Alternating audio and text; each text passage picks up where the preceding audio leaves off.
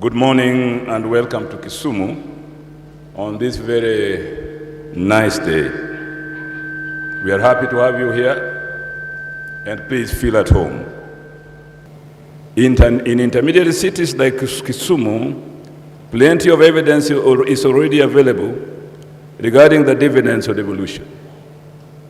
Intermediate cities also have the potential to address inequalities among groups that have arisen from central power structures that disproportionately channel resources to few urban areas.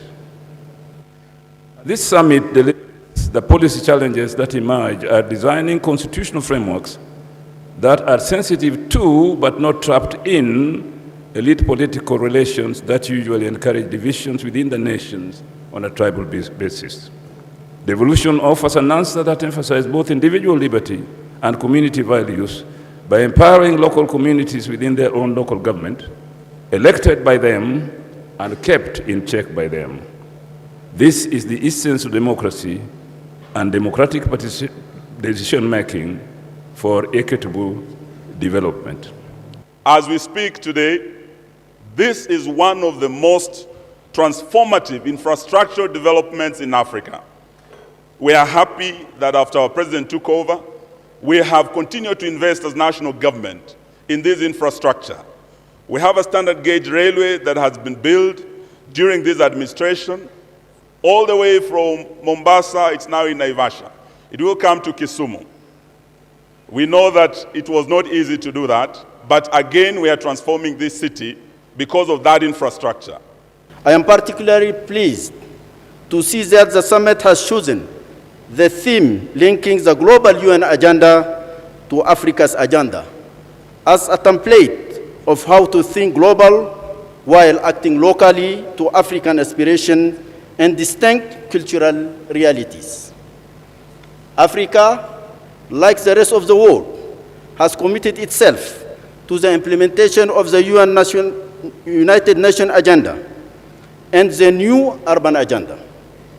Furthermore, the continent's Agenda 2063 outlines not only our aspiration for the future, but also identifies key flagship programs which can boost Africa's economic growth and development and lead to the rapid transformation of the continent. Africa has a need for more investment in infrastructure development. There is capacity deficiency.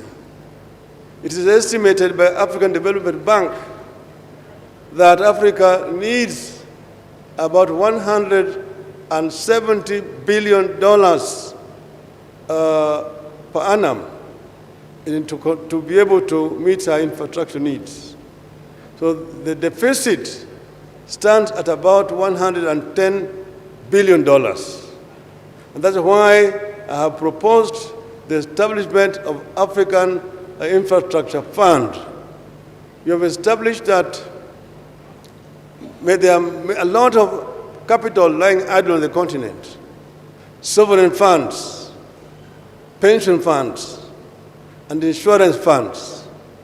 So we are working towards tapping into these resources so that Africa can be self-sufficient in terms of funding, that Africa does not have to depend and rely on funding from just international financial institutions or bilaterals, some of which proved to be very, very expensive.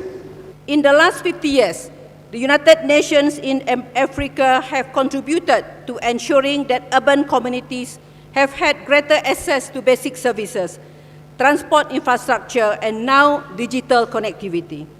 Our engagement with more than 30 countries in Africa has given us opportunities to foster collaboration with both national and local governments towards prosperous, safe, and resilient cities in Africa, with the support of the development of national urban policies in 20 countries in Africa. This is a summit not just of thinkers, but also of doers. And we are therefore called upon to bring tangible, practical, and sustainable solutions to the challenges facing Africa's urban areas. So on behalf of the people of Kenya, I am particularly grateful to the leadership of the United Cities and local governments of Africa for choosing Kisumu as a host city for this year's Africities Summit, the first such intermediary city to host such a conference. For centuries, this particular intermediary city of Kisumu has been a melting pot of different cultures, a hub for trade, and a gateway into Eastern and Central Africa. And so in this context, I do invite you all to join in this continental moment of taking stock and reflecting, learning, as well as planning under this year's theme of the role of intermediary cities of Africa in the implementation of our Agenda 2030 of the United Nations and our very own African Union Agenda 2063.